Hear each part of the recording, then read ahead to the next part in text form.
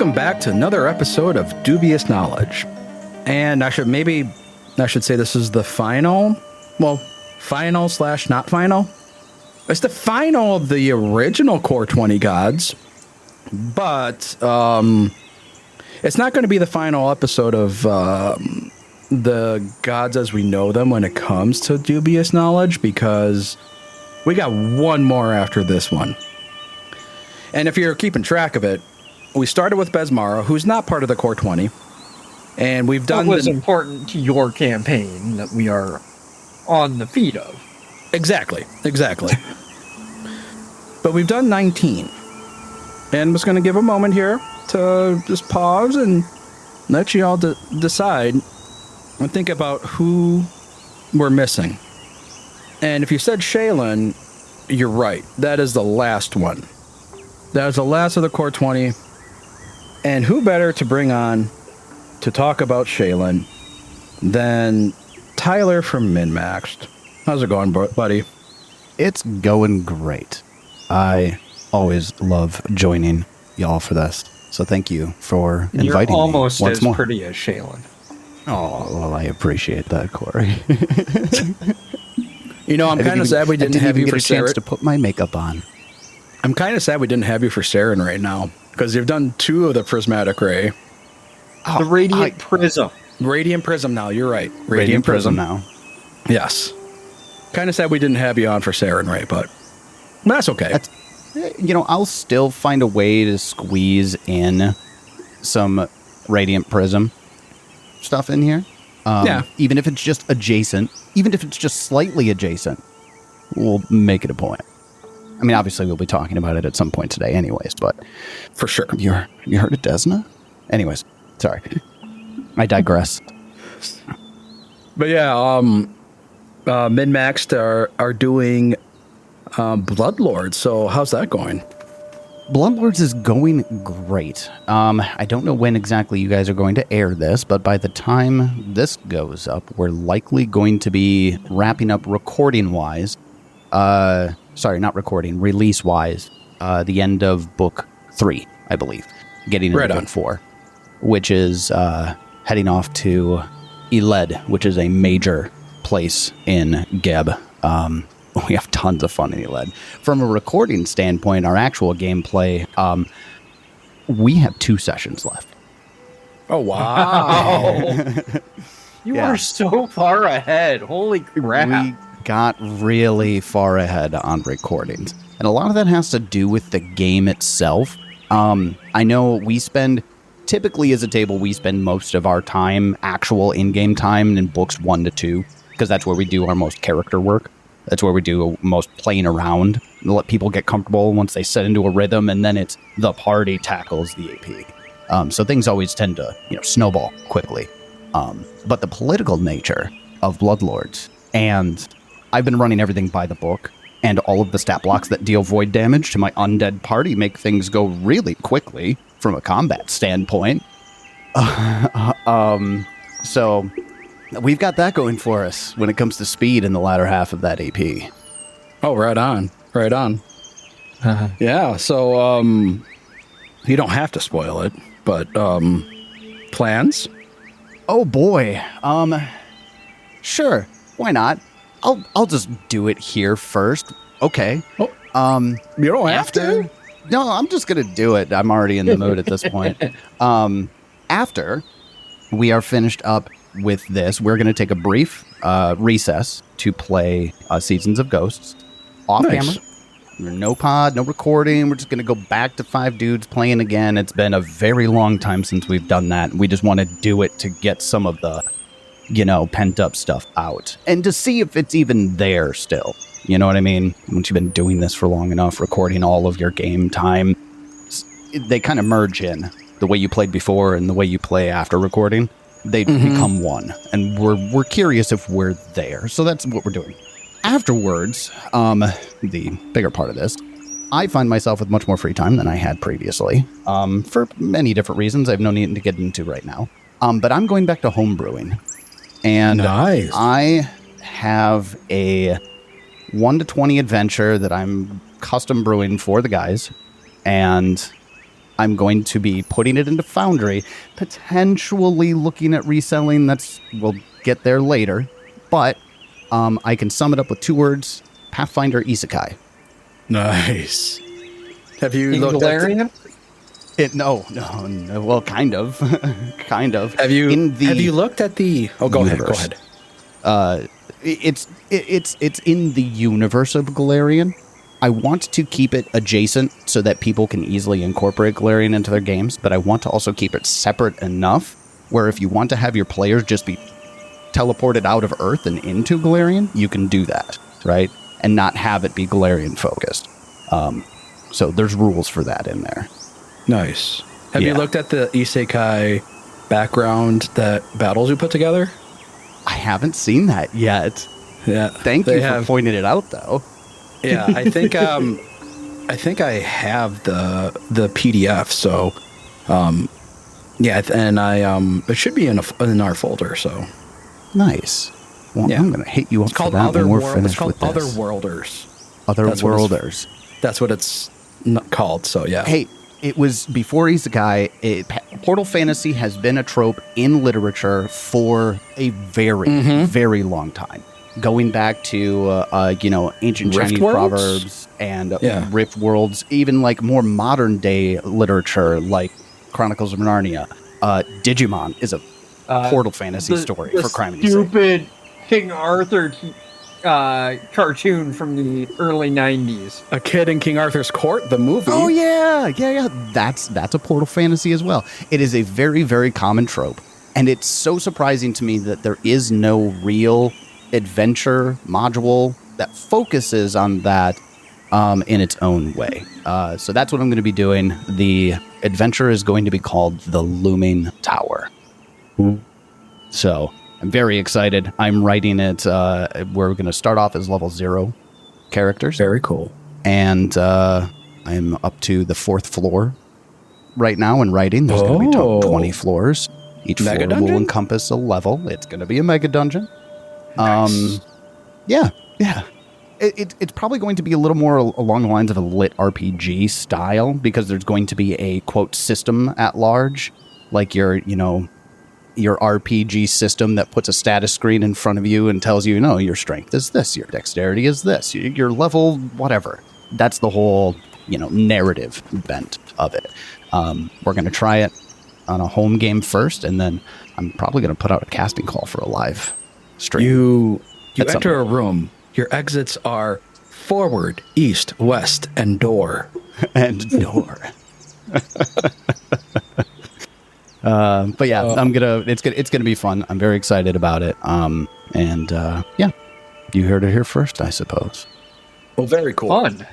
Very cool. Well, thank you for sharing. I have to wonder though, is there going to be a goddess of beauty and art and love? Because that's who we're talking about today. It's so key to any pantheon. Truly. It really is. I guess we should start with the basics like we always do. Absolutely. One last time into the breach. Not a last time. We have a few more. We are talking about Shelyn, the Eternal Rose, the Lady of Chrysanthemums, Syriss, the Eternal Maiden, in the Song of the Prism. She is the goddess of art, beauty, love, and music, and the half-sister of Zong-Kuthon. Her edicts are to be peaceful, to perfect an art form, to lead by example, and to see beauty in all things. Her anathema are to destroy art or allow its destruction except to save a life or pursue greater art. Or to refuse to accept surrender. Her areas of concern are art, beauty, love, and music. Pre-master, her alignment was neutral good, and she allowed followers of all the good persuasions, and in 1E, she allowed true neutral followers. Her domains in first edition were air, charm, good, luck, protection, with subdomains of Agathion, cloud, defense, fate, imagination, love, and purity. In second edition, her domains are creation, family, passion, and protection, with an alternate domain of repose. Her favored weapon is the glaive. Her worshippers are artists, poets, and lovers. Her centers of worship are primarily Absalom, Galt, Vidrian, and Taldor, and her holy symbol is a rainbow songbird. A bird of paradise. Let's talk about love for a minute. Or for the whole What's love episode. got to do with it? I love the point that Shelyn makes, and it happens a lot with her depictions, and even a lot of the sorts of garbs that her followers wear. We're not really getting into lust here. This isn't a sexual attraction thing. You got Callistria for that, right? Shelyn and Callistria will butt heads a little bit every now and then when it comes to, what love is in that regard. Yeah, they make it a point, too, to say there in the text that, and I'll quote, Shelyn always wears tasteful clothing and jewelry that accentuate her beauty without revealing too much. Her physical proportions vary depending on the artist and regional standards for beauty. She is strong and sturdy in some depictions, voluptuous in others, and slender in still others. So it's really not about lust. It's about, beauty, to your point. Exactly. And there's actually a passage later on as well that and I'm just going to skip ahead and talk about this now, that her temples go to the lengths to understand and recognize that everybody people can have their own personal gripes with their own self-image, and they have in this not uncommon for people to have those self-image issues. So her temples often have priests who specialize in helping followers come to terms and celebrate different bodies and different body types, and teaching that there's true beauty within, and helping them learn that sort of eloquence and confidence. How to pick the right hairstyle to match your facial structure, how to pick the right colors to match your skin tone, to enhance enhance your own personal body type. That it's not about what you look like, it's about the beauty within and how to bring that out. And I really, really appreciated that. Yeah, absolutely. And even that sentiment follows through with her relationships, even, both with other deities and, again, in the dogma with her followers. We'll probably get into relationships later. There's both a ton and not a lot to say about Shelyn relationships with other deities. Other than she gets along with literally everybody. That's basically with one exception. Well, okay, there's a few exceptions. And that one exception hurts her to her core.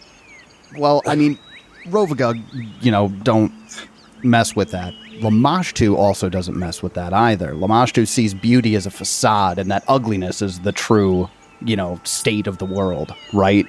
But other than those exceptions, sure. She even finds followers in Cheliax.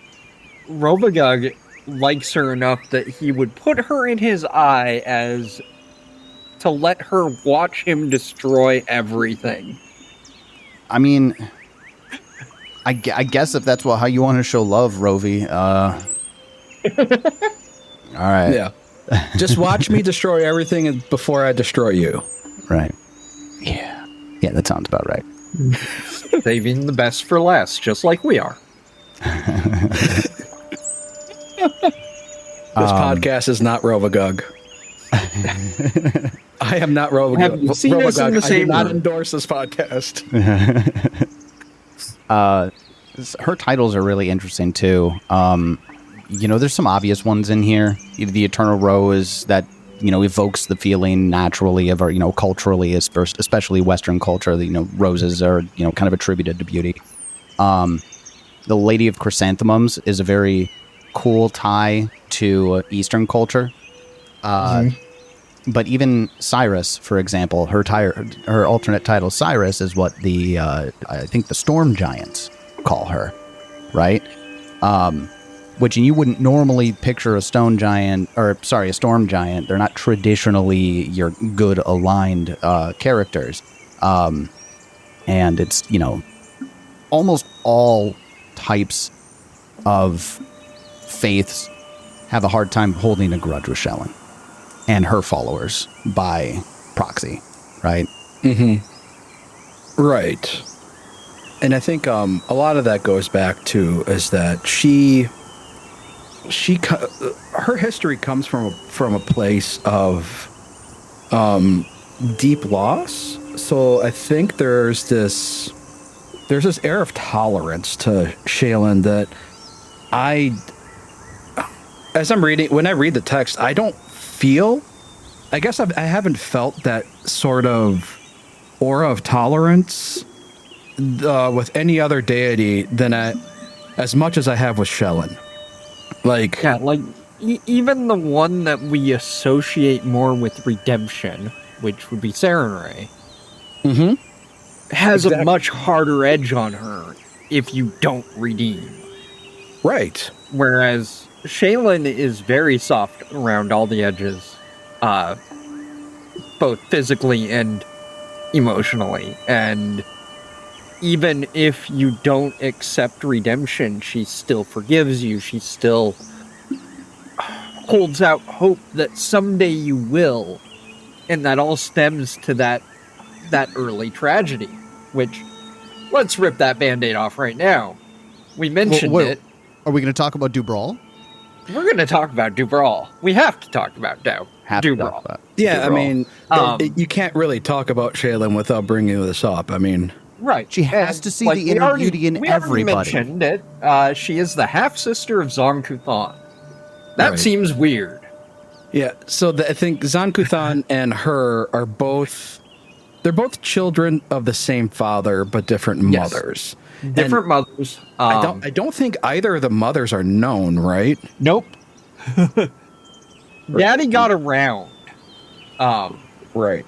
Daddy got around a lot. Spirit wolf named Thrawn.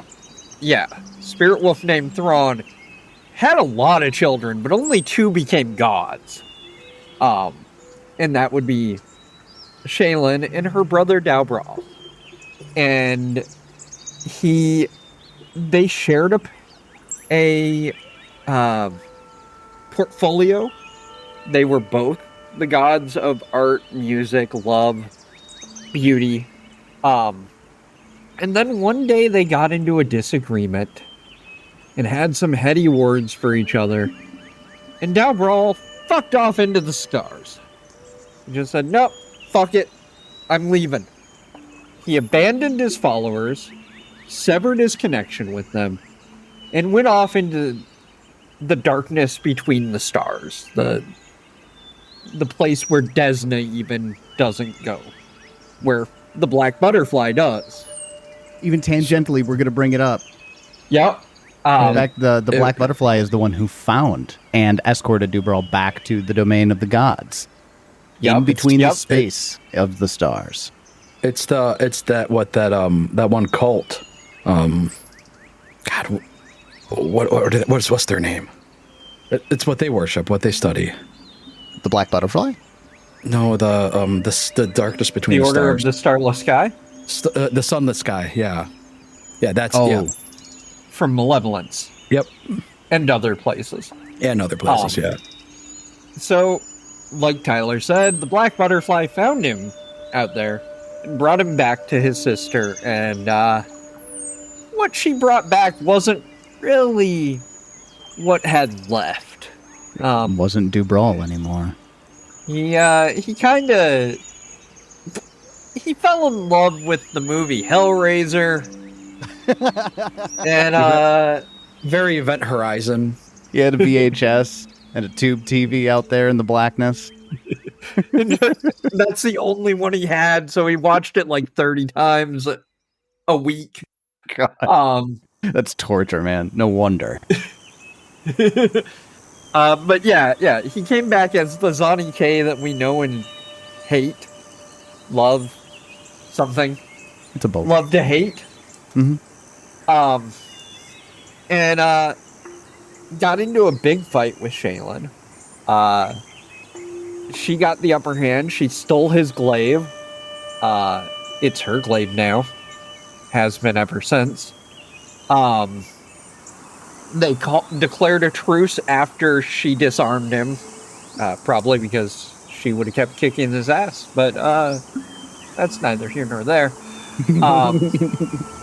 And it's her life's greatest sorrow that over the millennia that he's been back, she hasn't been able to bring him back.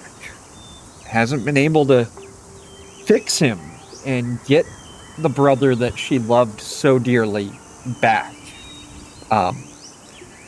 And like that declared truce is still on shaky ground, but mostly there. Like, they don't fight each other, and their followers tolerate each other to an extent. The Vindicators of Shelyn's church tend to hunt down cultists of Zong-Kuthon and try to bring them back to the light. I think we discussed during the Zani K episode that his cultists tend to, out of respect and deference to what came before, tend to leave Shelonites a little more alone.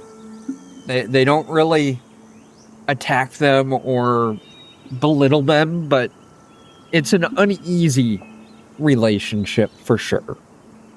They make mention too that she's actually the only one of the gods who Still talks to him. Zong-Kuthon talks to, because we've talked about it in the Zong-Kuthon episode. He just doesn't give a shit about anybody. He doesn't care about his followers. He doesn't care about the other gods. The only thing he cares about is this beauty through pain concept and his sister. Like, he will talk to his half sister. And I think there's the fact that he will talk to her. I don't know if that means there's manipulation there, if he's doing it as a means of manipulation, or if there is truly a morsel of Dalbrau left in him. We will get to this in spoiler corner. Yep. Because now there is canonical, okay, this is what's going on with them.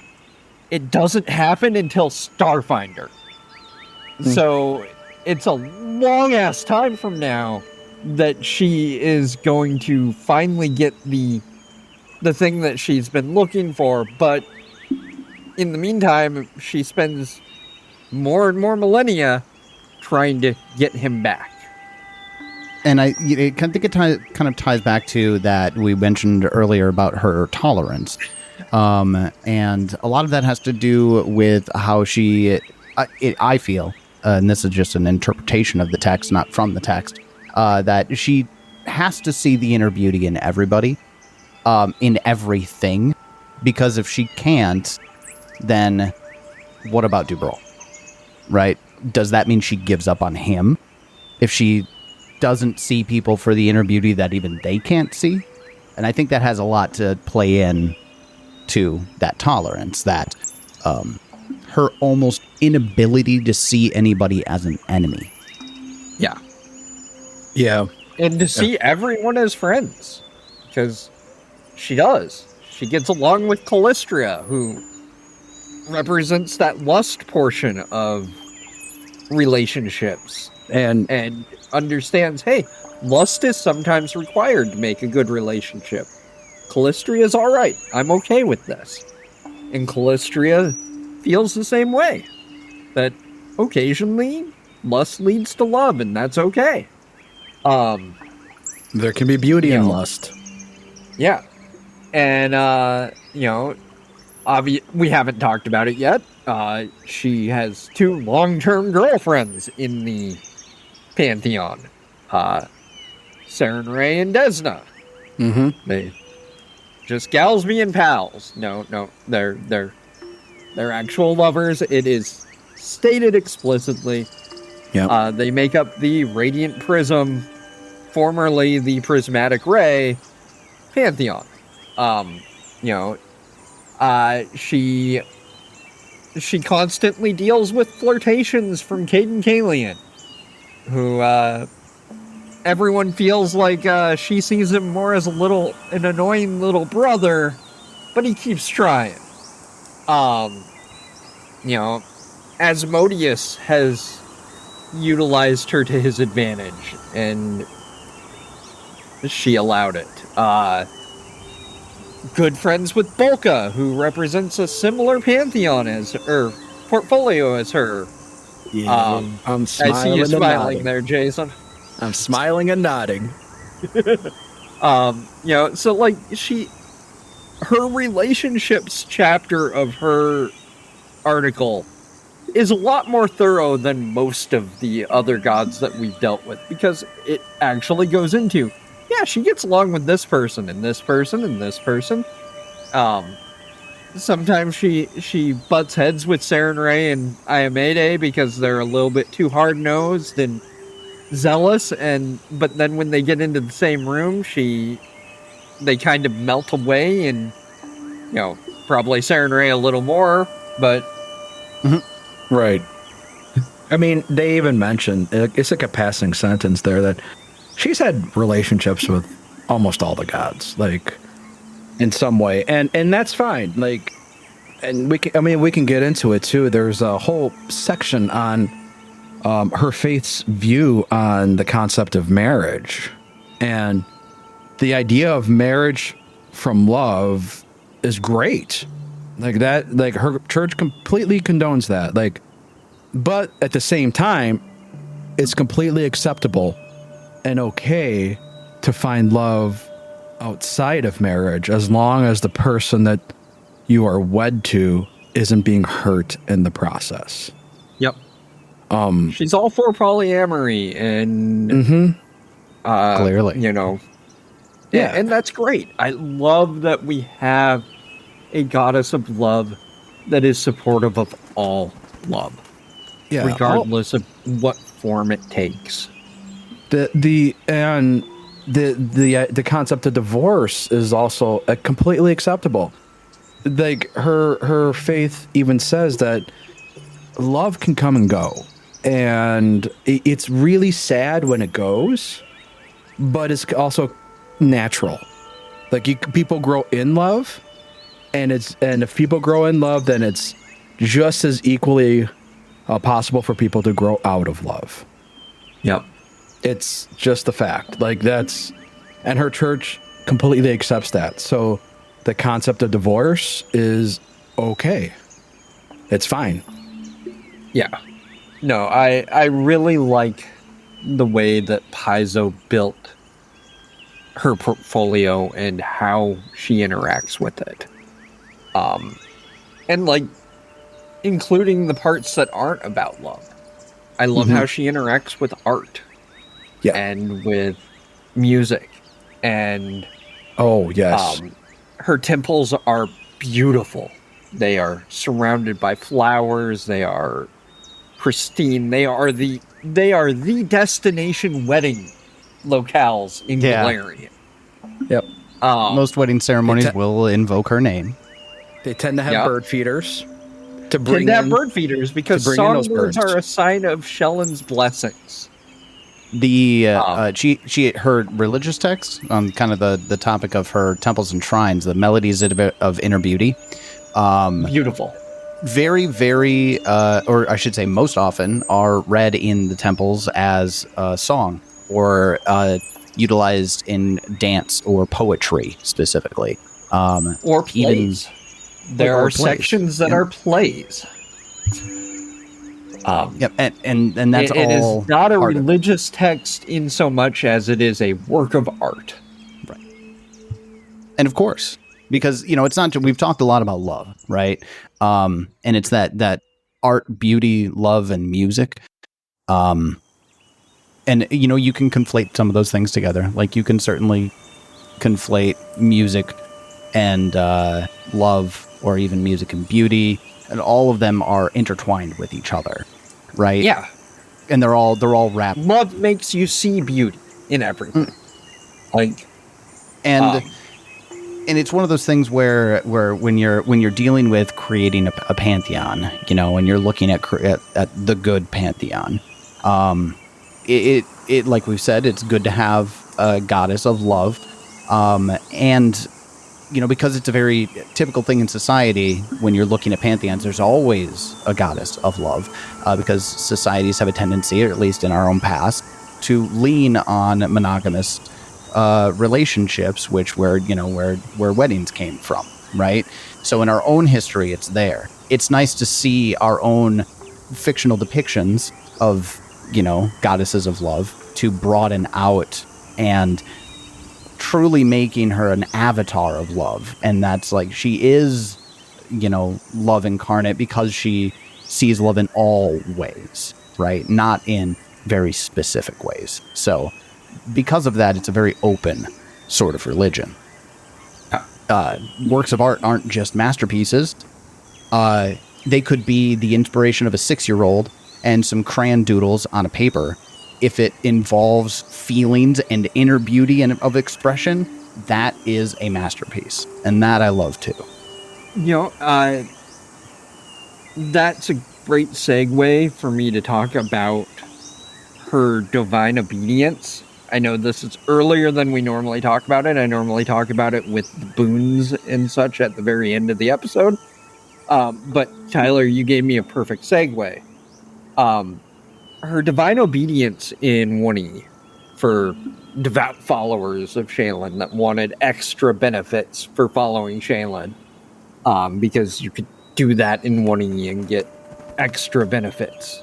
Her divine intercession, her obedience, was to paint a small picture, compose a short poem or song, dance a scene from a ballet, or create any other work of art, whispering praise in Shelyn's beauty and grace as you do so. The art piece need neither be huge nor complex, but heartfelt, and made to the best of your ability. Gift the piece of art to a stranger and pay that person a sincere compliment as you do. If there are no suitable individuals around to receive your gift, leave it in an obvious place with a note praising Shelyn and asking whoever finds it to take it with your warmest wishes. Art doesn't have to be good. Art just needs to be from your heart. And because not every piece of art is good to everybody. Everybody sees something but different. But as long as you're pouring part of your soul into it, Shelyn will find beauty in it. There it is. And I love that. I love that so much. It doesn't have to be a masterpiece, but do something nice for somebody else and give them something that you think is pretty or you think is meaningful. And an expression. I'm curious as to how you can give them your life. Dancing from a ballet, but right. I think this ties in really well to the passage in the section about the priests of her temples, and how the priests tend to to go out of their way each day to create some form of art, to be creative in some aspect, whether it be, composing music or painting or, they even say less conventional forms of art, such as gardening or whatnot. But they also go so far as to say, hey, not everybody has those obvious creative bones, and that's okay. That's okay, because I have quite a few people I know who will straight up tell you, I'm not super creative. I'm not artistic, man. I can't draw. I can't write music. I can't play an instrument. I can't act. And that's okay. And like, there are people out there who aren't as creative, or at least haven't tapped into that creative aspect that's there. And so for those folks, the church finds other avenues for them. For the more martially inclined, it's martial arts. There's the word right there, arts, martial arts. Performing the katas. Those are a form of art. It can even be mentoring somebody, or like being a patron of the theater. You are supporting local artists. You are supporting those local creatives. Mm-hmm. Like that is another form, where you are enhancing that art. You are enhancing that. You're making sure that the art happens. Exactly. So, like, I really appreciated that because, like I said, before I got into podcasting, I couldn't tell you, like, I don't know what my creative thing was.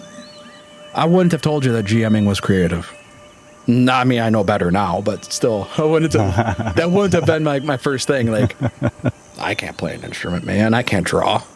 GMing's an art form. It absolutely is. And art, each individual art piece, and this is just about art. What you were saying there kind of just it makes me want to get this thought out here. Art itself is deepened by a myriad of different perspectives. When somebody lends their perspective to a piece of art, it deepens it because people see things and feel things from pieces of art that may not even be intentional. When another person brings that perspective, their own unique perspective into an art piece, that deepens it for everybody else who is also enjoying that art. You find that a lot with communities, on internet fan bases, things like that. People provide their own perspectives on art pieces, whether it's a TV show, media, movie, standing around in an art gallery and talking to, whoever's there about what you see. It all deepens it. So you don't need to be an artist to appreciate art. Even just the act of appreciating lends to the art on its own. Right. Like, I can't tell you the conversations we've had in the podcast servers about movies and like just reading what other people's thoughts are on, Stanley Kubrick and why I think The Shining is a masterpiece and why some other people don't really care about The Shining. It's fine. I saw those eyebrows go up. I'm with you on The Shining part. It is a masterpiece. Yeah. But of course, it's subjective, right? Right. Do you have an image of one of her temples? Because they say that one of her temples in Opara is... I don't know if that was one of them that's in your PDF, Cori. Sadly, no. Okay. Because I really wanted to see that. They talk about the Temple of Shelyn and Opara being like one of the like spectacles. There is an image of a temple of Shelyn in Inner Sea Gods. Yeah. I don't know if it's that one. Yeah, it's very Greek. Like, it evokes this very Greek feel. Which makes sense for Taldor. Right. Yeah, and we even talked about... So this is me putting in my history hat here. I've done this a number of times on Dubious Knowledge. So there's this... there's a lot of Greek influences here that I'm getting as I read through this. One, there's the idea of the Gemini, the twins. The constellation of Gemini, where they start off as the twins, and then they break up. So they're in Greek mythology was Castor and Pollux. the two twins. But then there's also the idea of like Aphrodite, like you brought up the Greek goddess of love, Aphrodite, and then there's the Eros, Cupid, also known as Cupid, but that's the Roman name. Eros is the Greek name. So and then you bring up the Greek temples here, where they're open aired, they're surrounded by gardens, like very much in the Greek style. So there's a lot of Greek evocations as I'm reading this, and in ancient Greece, polyamory was accepted. I don't know. This is one of those questions where I wish I had known if there was those Greek influences, whomever was building this. I don't know if this is one of the James gods or if this was after. It was one of the James Jacobs gods. Okay. Both her and Zani K. Okay. I wonder if James took Greek influence here then. This would be one of the questions I'd want to. I could certainly see it in just strictly design choices in the fashion that she's typically depicted in. That's true. A lot of her, especially early Paizo renderings of her, heck, even Gods and Magic, most recent Tui Gods book, she's in a toga.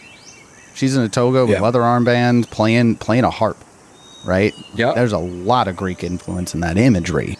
But instead, with the open air temples and the cathedrals, not to try to hook her to Aphrodite or Eros, who both come with a ton of baggage. Oh yeah, 100%. Oh god, they come with an entire airport worth of baggage. Absolutely, yeah. It all got left behind at LAX. But the taking all of that baggage that's typically reserved, you see from Aphrodite and Eros is a really both a breath of fresh air in a goddess of love's portrayal, and their ability to see that love and beauty in everything and have that carry through in all portions of her portfolio, her worship, and how she goes about even just her relationships. I do think it, to an extent, and this might be a little bit of a hot take, it separates her from mortality more.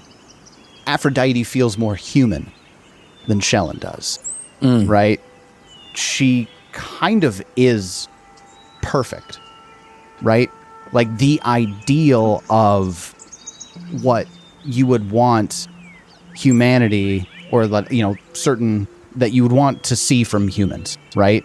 Like that aspect of humanity, the art, the love, and the beauty, you would want to see that from everybody. She is that ideal to a fault, even though there really isn't any examples or any text of that really being written, except for just in the tragedy in Du Brawl to Zani K. And even then, she handles that like a champ, right? She's consistently supportive. Like I said, because of that perfection, I feel like that distances her from mortality a lot. That is true, yeah. She does have one other slight fall. Yeah, and that is the story of Nadiri. Nadiri was one of her, what are they called? Is that the Lost Maiden? That is the Lost Maiden. She's her own woman. One of her planar allies, one of her, divine servitors. I believe she was looking over star-crossed lovers, essentially. That was like her and point of focus. When two of them committed suicide because Romeo of Juliet pain style. Of that distance and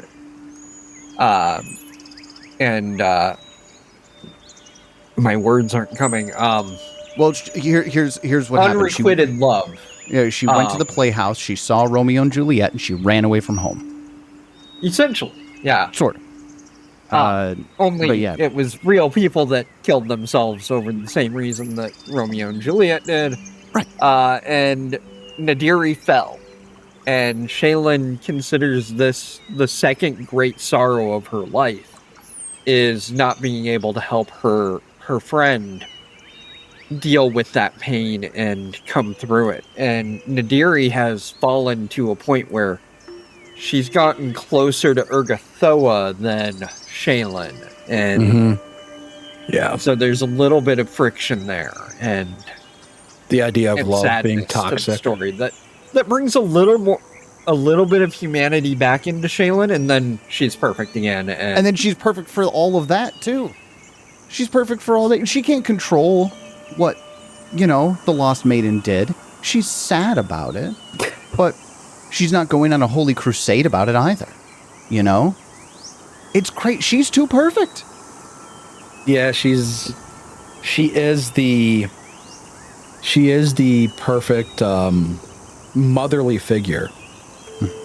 The parental figure that you'd want there for to be loved, to have tolerance, to have that temperance, to be there when you need them, to give you space when you need it.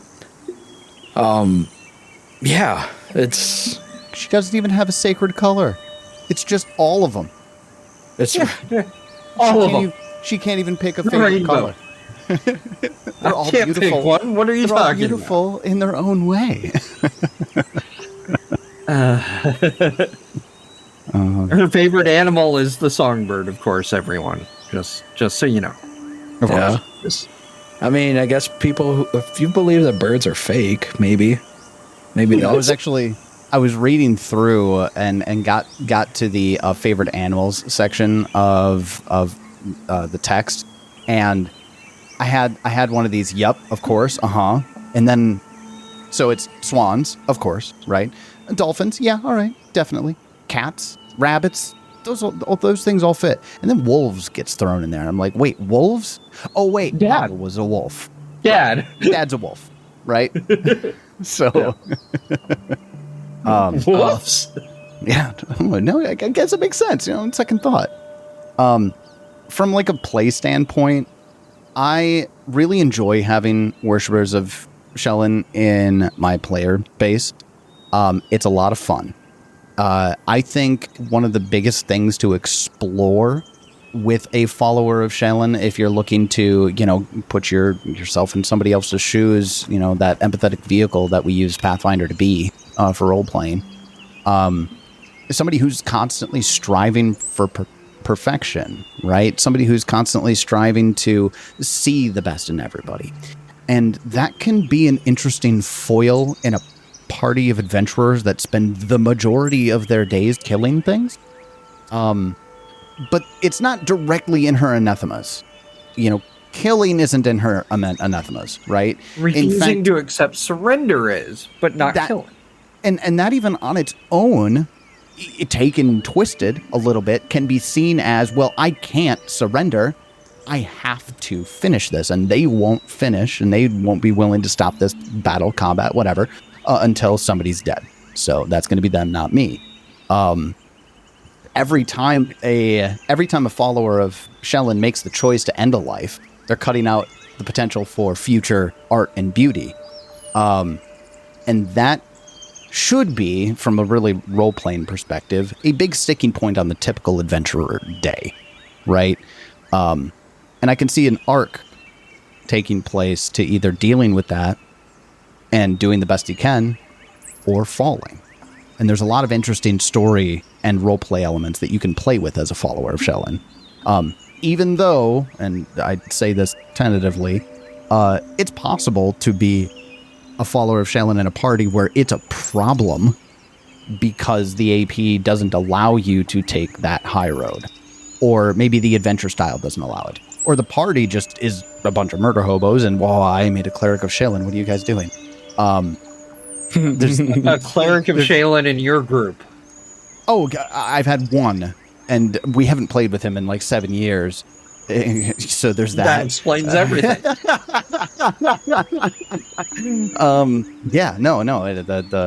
It doesn't work well at my table. That's not to say that there aren't fun things to explore, right? Roleplay wise, as a follower of Shelyn, cleric of Shelyn, and there's even a good body of text about paladins of Shelyn too. They have a code that they follow. Well, do we want me to talk about the Paladin Code of Shelyn? I've got it right here. Yeah, go for it. You keep hitting me with segues, Tyler. I'm just going to keep doing it. Yeah. So, Paladins of Shelyn promote peace, art, and beauty. They perceive the ugliness of inner evil, even through veils of superficial beauty. They create beauty of their own in the world and work to prevent people from being lured away by false promises. The tenets of Paladins of Shelyn are to see beauty in others. As a rough stone hides a diamond, a drab face may hide the heart of a saint. I am peaceful. I come first with a rose rather than a weapon, and act to prevent conflict before it blossoms. I never strike first unless it is the only way to protect the innocent. I accept surrender if my opponent can be redeemed, and I never assume that they cannot be. All things that live love beauty, and I will show beauty's answer to them. I live my life as art. I will choose an art and perfect it. When I have mastered it, I will choose another. The works that I leave behind make life richer for those who follow. I will never destroy a work of art, nor allow one to come to harm unless greater art arises from its loss. I will only sacrifice art if doing so allows me to save a life, for untold beauty can arise from an awakened soul. I lead by example, not with my blade. Where my blade passes, a life is cut short, and the world's potential for beauty is lessened. Chills. Chills. That dynamic can change. That code on its own can change an entire party dynamic. It can. Champions are very good at that. Yup. It's one of the. That's why I fucking love them. Yeah. It's one of those that like. It's Now I want to play a champion of Shelyn. Tyler, I don't have enough time to play all the characters I want to play. You got plenty of time to have the ones that you have now die, right? I don't want the ones I have now dying. It's one of those. It's having a champion in the party is one of the reasons why you have session zeros. Absolutely, 100%. Scream it from the mountaintops. Session zero. Because session like zero. you don't want to have a pickup PC be like a champion to come into, especially like a champion of Iomade coming into a Tyler party. It won't work. Although sometimes that can be a great dynamic. So having an obvious party foil is fun. Absolutely. Cover it in session zero. I will say that the party that I played a champion of Iomade in recently would not be the party that you expect one. We had a cleric of the Lantern King and a pair of absolute chaos gremlin kobolds. So, like, I was Team Mom trying to make sure that none of these idiots did something too drastic. Cori sat next to the GM and they both put on cat wrangler hats at the start of the session. Well, the funny thing is I played my champion for book 4, and like this was Age of Ashes. Book 4 was the undead adventure of that, so champion made sense. And then book 5 was going off elsewhere, and I'm like, it doesn't make sense for my champion to keep going with you guys. So I'm going to have her go back to the Gravelands and continue fighting and bring in a new PC. And my new PC was Swashbuckler Musketeer, which fit the Chaos dynamic a lot better. I bet. And I played her for book 5, and then the Exemplar playtest came out, and I'm like, I want to play an exemplar, but I want to play, like, I'm going to rewrite my Champion of Ayamede as an exemplar. So for book 6, I brought back my champion to wrangle them back together again. It's always fun when you have a character leave on terms like that. And, you know, the one thing I always enjoy, especially with your guys' conversations about deities in general, deities can be a very real catalyst for that type of storytelling as well, right? Yeah. I'm actually going to be dealing with that shortly in one of my games, where I have a cleric who wants to switch gods because they're kind of fed up with their god. It's so fun when something like that comes out during play. Jeezy. Because Jeezy's no, doesn't seem to have any problem with Bolka. No. A game that I'm GMing. No, it's not. It's not my dwarf boy who worships the golden gift, Bolka. Basically, the dwarf version of Shelyn. Let's just be straight up. She is the dwarf version of Shelyn. A little tiny bit more militant about marriage. Yeah. Completely open to polyamory. But it's like once you've committed, you're committed. So like the whole divorce thing is probably right out. Like that's the word. That's probably the biggest distinguishing factor between the two gods. That feels appropriate for a dwarven deity. Yeah. Yeah. Absolutely. Yeah. So let's see. What do we have left? Well, we haven't talked about the realm yet. Mm-hmm.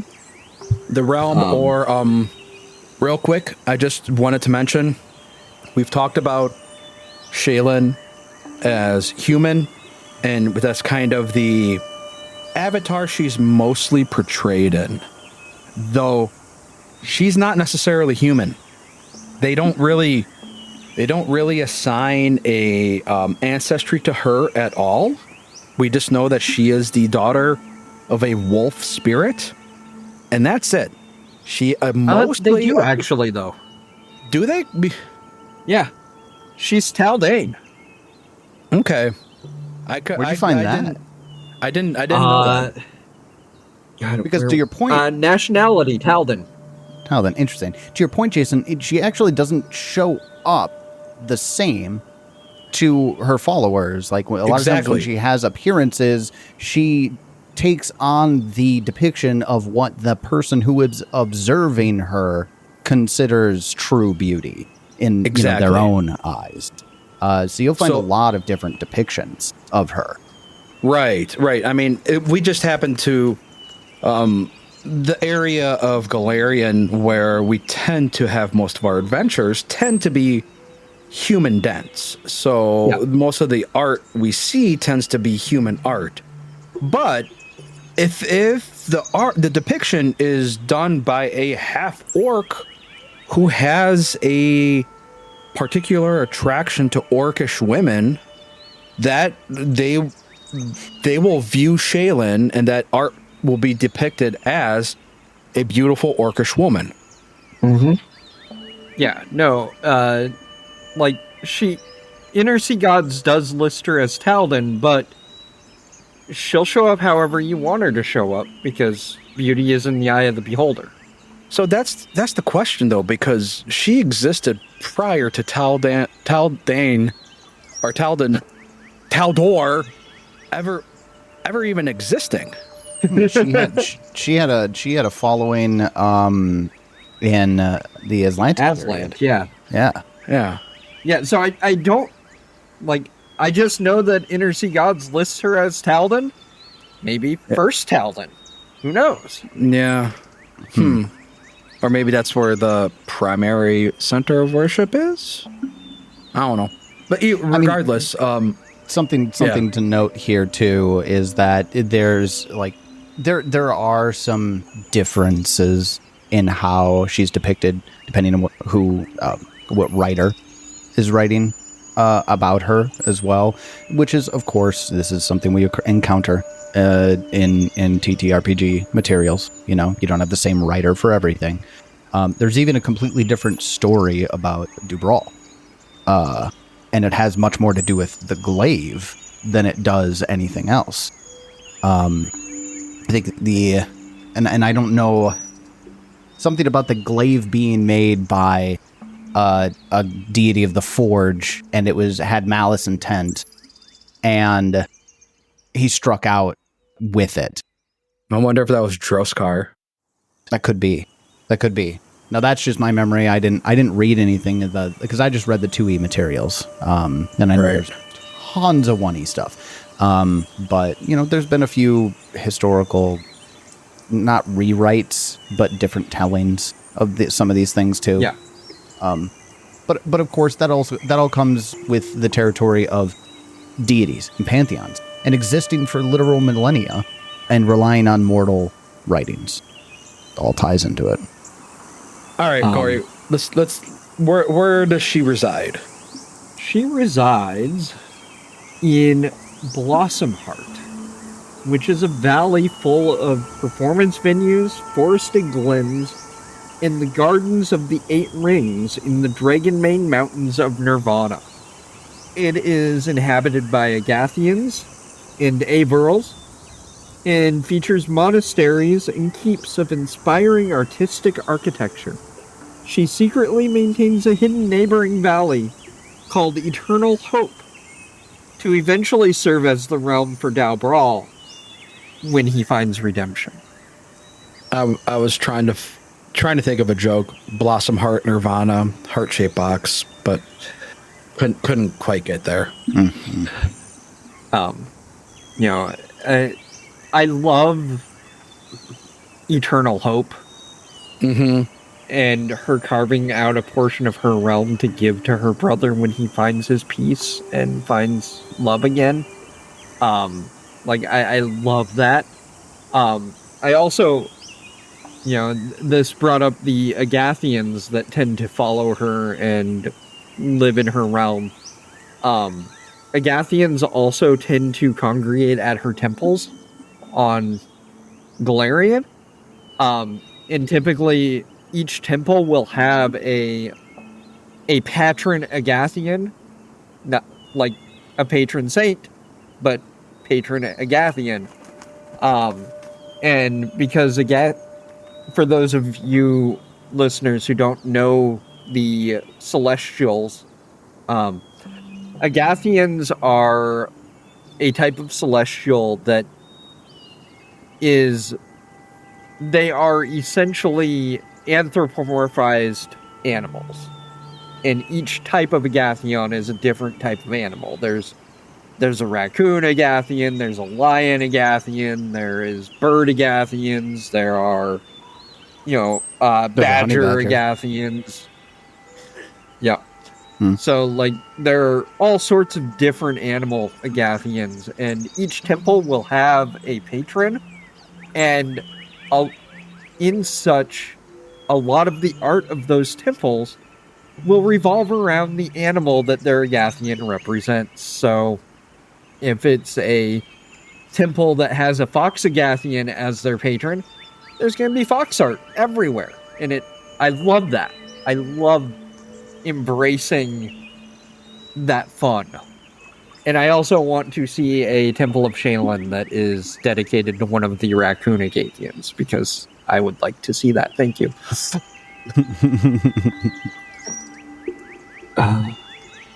Of course you would. Prokiel is the raccoon Agathian. It's just a giant dumpster. I kid. I know. Let's see. What else do we have? That's okay. I just found out that Rachel is also a giant lover of raccoons. So she will wear a raccoon adult pajama onesie. I love this. Yep. So holidays. She really only has one major holiday, but it's a big one.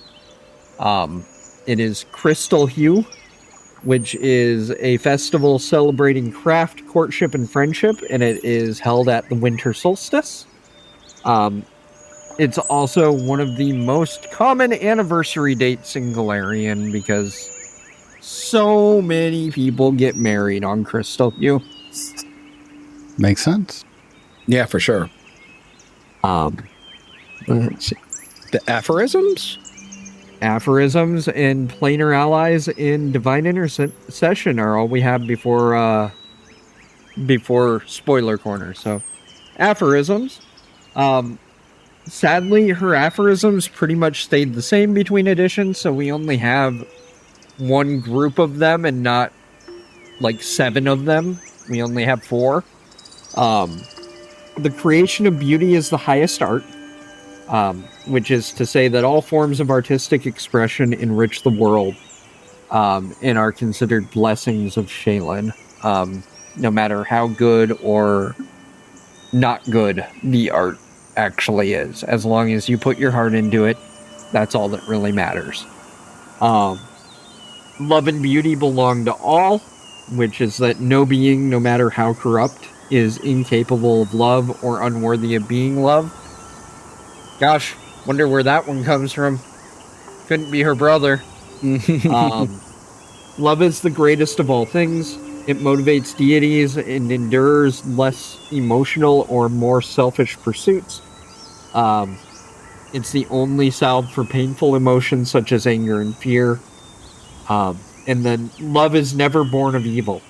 Possessiveness, jealousy, and celebrating the suffering of enemies is not love.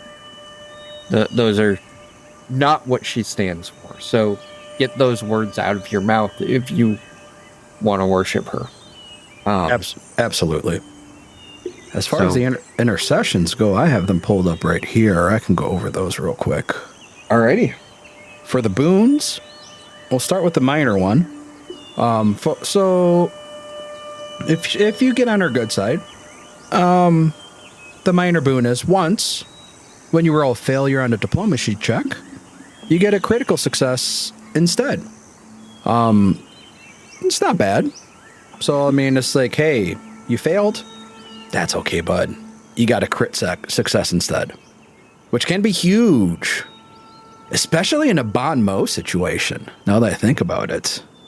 That'd be sweet.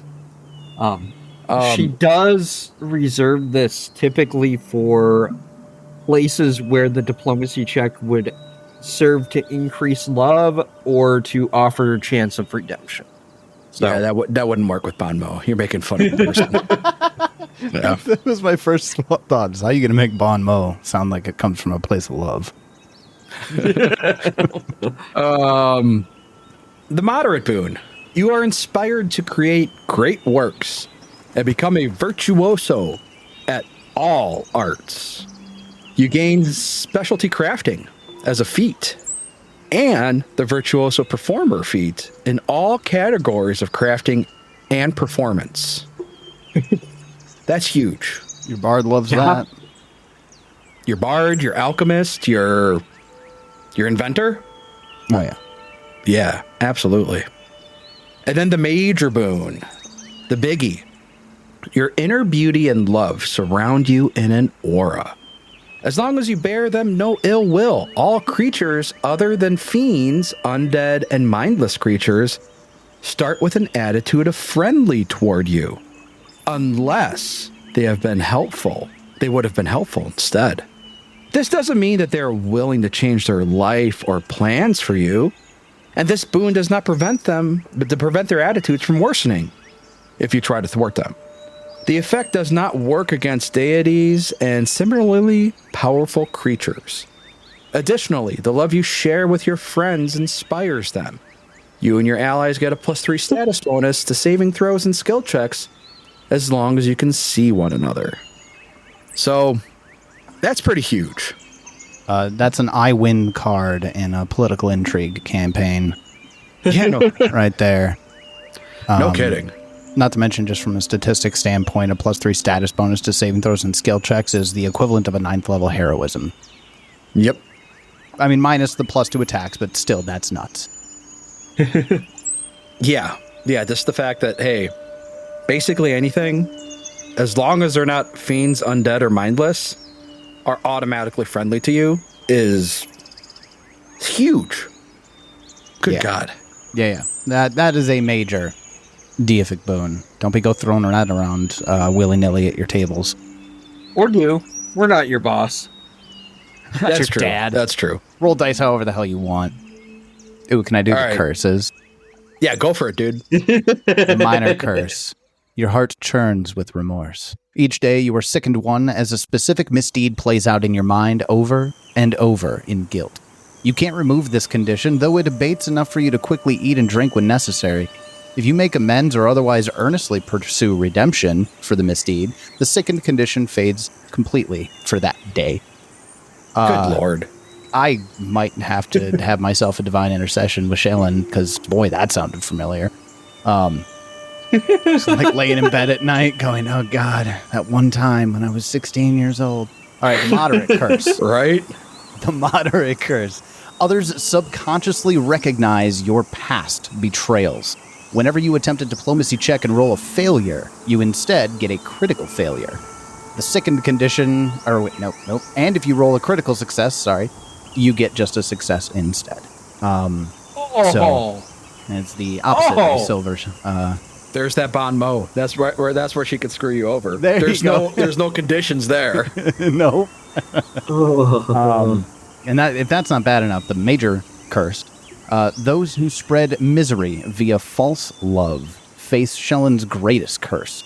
You lose the ability to distinguish any living being from another through appearance, voice, scent, or similar sensory means.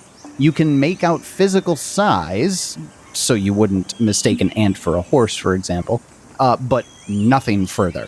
If you were merely shallow, every creature you see has a generic bland features, but if your deeds were vile, you see the faces of those you have wronged. This one is super, super interesting. There is no true... I mean, yes, it's there. Like, there is a mechanical detriment there. It's that you just can't distinguish living beings from one another, right? And who's your ally? You don't have flanking buddies. They don't exist.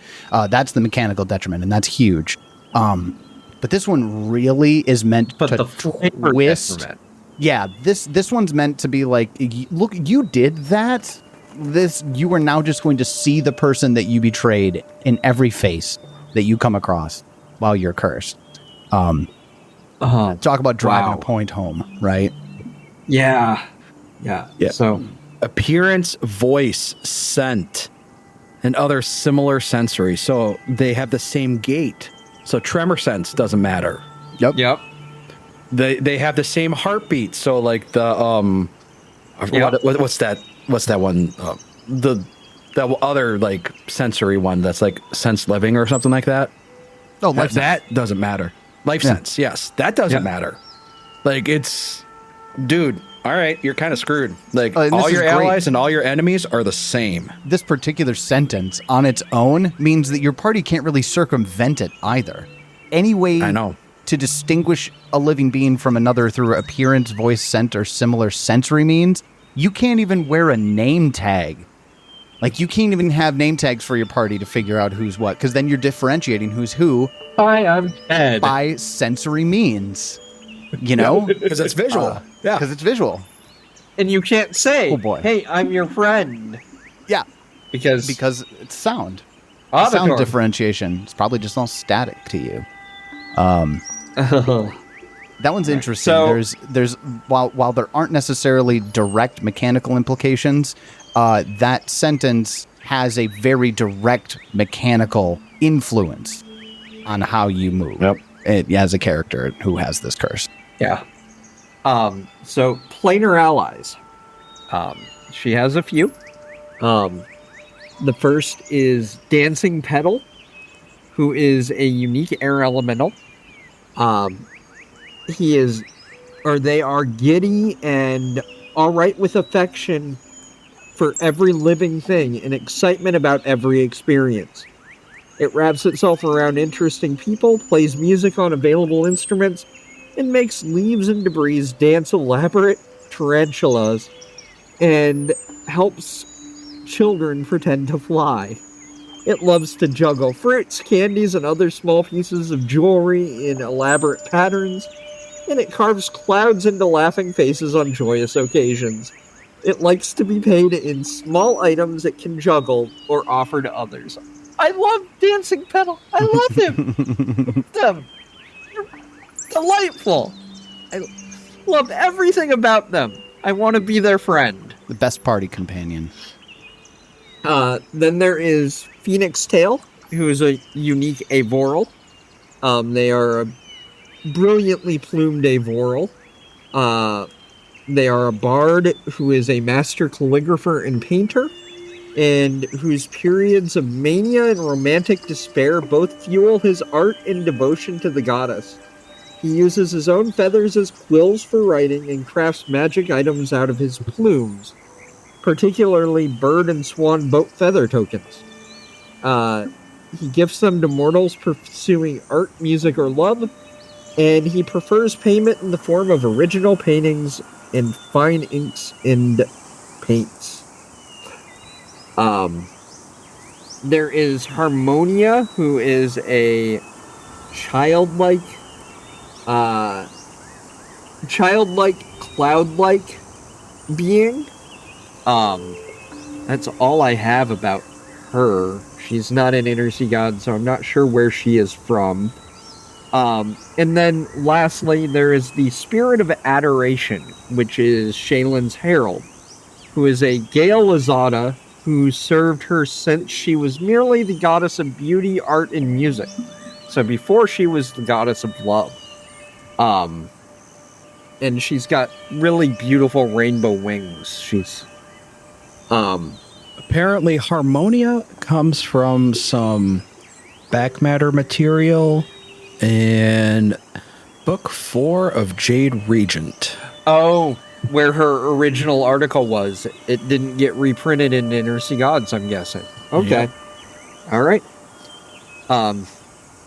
Let me pull that up then. I can do that. I have that. It's called Night of Frozen Shadow. Yep. I've got it right here. Shelyn article. And while you're quickly doing that, I can just go over the 3 pantheons to which Shelyn belongs in Pathfinder 2nd Edition. We already talked about the Radiant Prism. The other 2 are the Resplendent Court, which was introduced in the Firebrands, Lost Omens Firebrands. And then the other one is, or I should go, Resplendent Court is with Abadar, Besmara, Nivi Rombledazzle, and Yelanen? So that one is the fashion pantheon. That is 100% just people that care about fashion. Yelaine. I think that's Yelaine. And then on the complete opposite side of the fashion pantheon is, she also belongs to the Enlightened Scholars path that is introduced in the travel guide. This is the pantheon of erudite academics and favored at universities throughout the Inner Sea. So belonging to this is Andaletta, Lika, Shelyn, Sorelian, Thoth, and Zoles. R.I.P. Thoth. Wait, what? Oh, anyways. Yeah, spoilers, Still got Thoth is one of the casualties of War of Immortals. Really? Along with the entire fucking Osirian pantheon. Oh, so he wasn't just, like, singled out in the Osirian pantheon. Okay, got it. No, he was. Oh. And then everybody else died, he got too? in a fight with Nethys, who yeeted him into the Great Beyond.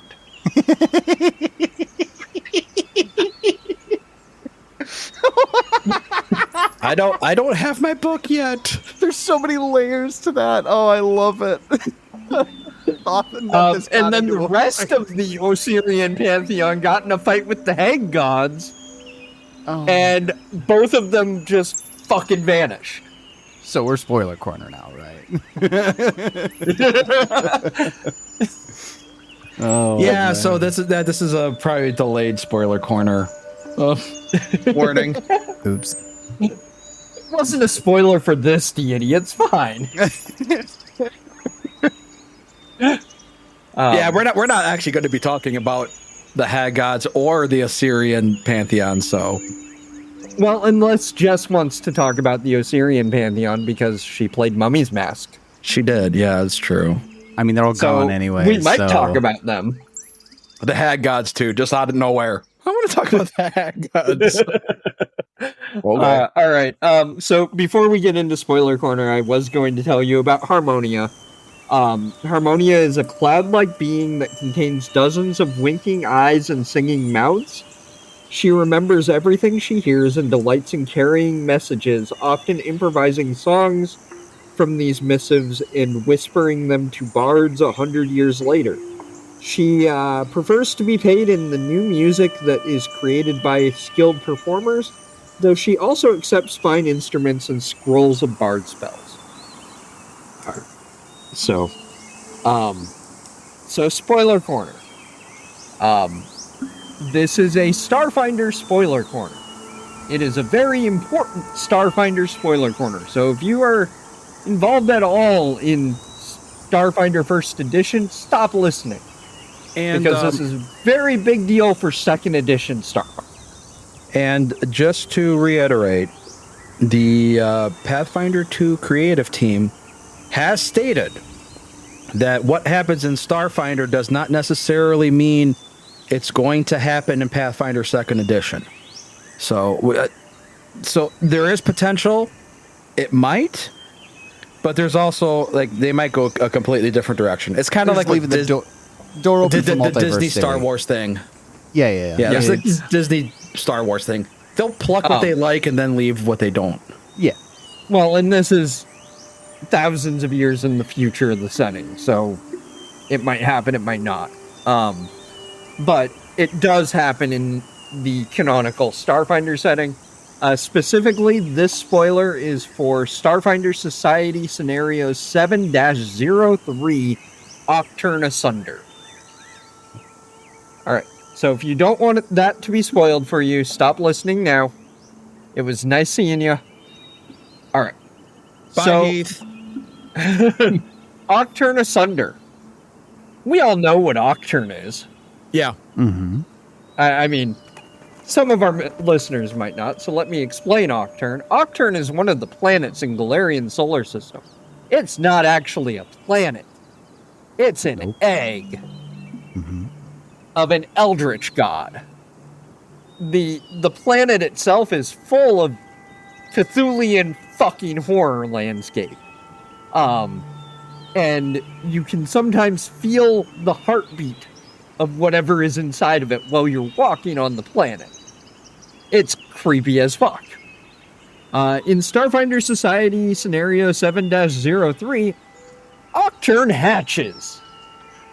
Oh, wow. And Octurne hatches in a rather big way. In that, gosh, I can't remember which elder god it was. But one of the elder gods is trying to basically suck the life force out of Octurne before it hatches and grow more powerful by doing so. Shelyn sees this and goes, "No. You leave that baby alone." The tracks. Here, let me look up which god it is. So, no, you leave that baby alone. And she gets in a fight with this elder god. Let's see. Oh, yeah, that one. Is it Yog-Sothoth? No, No. Nyarlathotep. Nyarlathotep. Okay. Yeah, so she gets in a fight with Nile. And he gets the upper hand on her. And he's about to fucking kill Shelyn. And Zani K goes, "You leave my sister alone, you son of a bitch." Oh, interesting. And comes to his sister's defense. And his love for his sister is so strong that he brings her back from the brink of death. But in doing so, he loses part of his own essence. And they get merged. Oh, shit. That was not where I thought that was going. And there is no more Shelyn in Starfinder. There's no more Zon Kuthon in Starfinder. There is Zon Shelyn. Zon Shelyn? Zon Shelyn. I remember that announcement, yeah. I'm going to have to call the marketing department. You guys are going to have to revisit that name. Zon Shelyn? I'm sorry. I'm having a visceral reaction. When they merged and Zoni K saved his sister, they drove Nyarlathotep out of this reality. Oh. They yeeted him. He's They gone. just shunned him. He's probably in our universe now. Yeah, probably. Fuck. Explain a lot. So, Zon Shelyn is the divine reunion of Shelyn, the Eternal Rose, and her estranged brother, the Midnight Lord Zon Kuthon. Together, the siblings represent the concepts of overcoming suffering through art, strange beauty, and reunion with lost loved ones. Their areas of concern are art, creativity, strange beauty, alternative fashion, music, and pain. Edicts are to channel your pain into your art, seek beauty in dark places, express yourself creatively according to your own aesthetics. Anathema is suffer in silence, destroy or copy another's creative works, conform to society's beauty standards, and Zon Shelyn's holy symbol. You ready for this, Tyler? No, but give it to me anyways. It's the Zon Kuthon skull with the chains dripping out of the eyeballs, Okay. but with a Shelyn bird feather coming out of one of the eyeballs. And the chains are attached by a rainbow. Oh my god. Really? I gotta see this. Do you have a picture of it? You have a picture. Hold on. Could you Let me please share that? Oh Yeah, my gosh.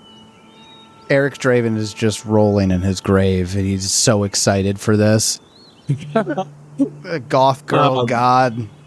Like, man. Favorite weapon is the pain glaive. Pain glaive? That's a Pain Starfinder glaive. weapon, isn't it? Yeah, it's a Starfinder weapon. It It's is. gotta be. Yeah. Pain glaive. Gosh. You know, okay. Two things. I'm not necessarily surprised. I was really surprised when you first said it. I did not think that that's where it was going.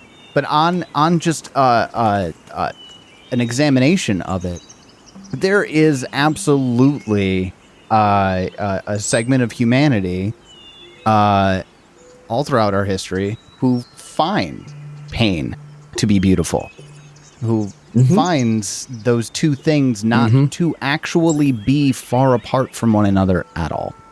So from a narrative, humanistic standpoint, it makes sense. It was a surprise. It's a smart choice from a deity perspective. Because, you know, I always feel like deities represent large and, what's the way for me to put this? Ideas more than like themselves necessarily, right? And if they're the embodiment of ideas, it just makes sense that those two things, you know, the love and pain, come together, right? Yeah. And Shelyn got what she has been hoping and pleading for millennia. With a finger curls. She got in the monkey's redemption of her paw. brother. It really was a monkey's paw, but A little bit. I don't think she's upset about it. Oh, I can't imagine. Can't imagine. Gosh, you know what? You know, it's something else that's getting me about this too. Now I'm getting all smiley about it. It absolutely fits the aesthetic of Starfinder better. Not to say that Shelyn was out of place in Starfinder, but that cyberpunk vibe and Zon Shelyn, they belong in the same setting together. Yeah. Absolutely. Yeah. Yeah. Yeah, like I'm not the biggest Starfinder nerd, but I had to buy Octurne Asunder just to read that adventure, and Don't blame you. Yeah, right. Probably gonna go do the same thing. it is such a big fucking deal, and it happened in a society scenario. That was my next Like- point. It just happened as a... Well, okay, all right. Paizo has a history of putting very, very big plot points. Yeah, I was In about to society. say that's not that shouldn't. Like, go talk to Rune Lord Kroon. He didn't get his own adventure. He got knocked off in a society scenario. Poor bastard. God, that's really, really, really interesting. There's a lot of implications going into second edition of Starfinder for that. I was I excited am so for the glad reset, you had but not heard about Zon Shelyn yet. I'm because- surprised I hadn't. It is so. There's a new Mystic iconic in Starfinder 2. The old Mystic aged out. Oh, they knocked out Shish. I forgot their name. I knew they were a bug person. Whatever his name was, yeah. Instead, new Mystic is his son. Oh, covered in piercings and tattoos, wearing leather and studded. And is a worshiper of Zani Shay. Yeah. Oh boy, that would make a good comic strip. Just those two interacting. But Can't tell me what to wear, Dad. It's well, and like they dropped it so subtly too, because they announced the new Mystic and who he was a worshiper of months before Octurne Asunder hit. Yeah. They attached So Zon Shelyn there were to people a blog that got post? Wait, Zon Shelyn? What the fuck is Zon Shelyn? What are you talking about? What's going on here? And, Months before we found out exactly what did happen, Now, admittedly, they you just say left that us figuring out what's going on. Zon Shelyn. It's not difficult to figure it out because, again, that naming scheme, y'all, like marketing. Let's talk about that. But it is super obvious what happened, I guess. Say Kuthan. But that is the only real big spoiler corner thing we have. But it is a fucking big one. That's a big one. Yeah, there's not a whole lot. She doesn't play a whole lot of... We didn't really talk about it on the show, but she doesn't interact a lot with her followers. Other than being a muse. Yeah, she's just a muse. But that's about it. But, Well, and honestly, that makes sense to an extent. You want, when deities take part in adventures, you really want them to be narratively interesting, and it's very difficult to make something narratively interesting from the deity who is, as I kind of mentioned earlier, is by most standards a perfect being, right? There's not a lot of narratively interesting things that you can do with that while holding her character, not without betraying her character. yeah, that's true. By the time this comes out, this episode will be out, so... And we are in spoiler corner. I recently had Caden and Sarenrae show up in my show. Nice. Like as NPCs, just like talking to the PCs. And they just showed up like they were just looked like anybody else, but bright fire red hair and just a dude who was drinking out of a tankard. Walking down an Isn't alley. that just who Caden is anyways? Like he didn't. Right, yeah. That's his godly form, didn't you know? and like he was playing drunken pranks. Like he made snow appear in the middle of a tropical island and started a snowball fight. Just because. Tons of fun. Just because. But yeah, but like I was thinking, yeah, if I had to drop Shelyn, like how would you make that interesting? It's really, Like, and really because hard. I had Sarenrae be kind of like the foil to Caden. She's like, oh god, dude, oh yeah, I could why totally are you see such that. a oh my god. Temperance, my friend. Temperance. Oh, it's like, could you control yourself? Just that's once in awesome. your godforsaken life. Oh man. But yeah, it's just like, if it was Shelyn, like, how would I have done that? It would have been a lot more tough. It would have been a lot more tough to actually have her make her interesting. I mean, if we're talking about the deity, I don't know if you guys have done this in any way with any of the other deities, but how can you incorporate Shelyn into your game? You know, like, if Shelyn's going to make an appearance, why is she there? You know? I mean, obviously you have to pick the right group, you have to pick the right moment, right? But what is she doing when she shows up? My mind can only really go to, like, you know, congratulating the heroes for a job well done, or, you know, something like that. All right, so one other spoiler corner that I can't really talk about because I haven't read it, but somebody told me that it happens. Shelyn shows up in person in book 3 of Curtain's Call. If it's going to be anywhere, So, it's going to be the theater. I guess why she shows up and what she's doing there, but I'd be curious to see what Paizo does with that. Again, it's difficult to make a good, an interesting narrative on something like that. She has no arc, right? The arc that she has takes place over millennia. She's only there to serve the story that's going on. That's always the case with deities, obviously. But I suppose, Iomedae at least has some more urgency. Yeah, like Iomedae has some more urgency to her. Like, Caden, at least, you could have him be the party god. You know, that is something that's easy and something that we could all, like, it's easy for us as GMs to incorporate that into our adventures. Like, he is the party god. Like, that is, right. That's fairly easy to do it. Super easy, especially considering the vast majority of tables are just people getting together to have a good time. How do you help inject that, you know, the personification of a good time? That's easy. Yeah.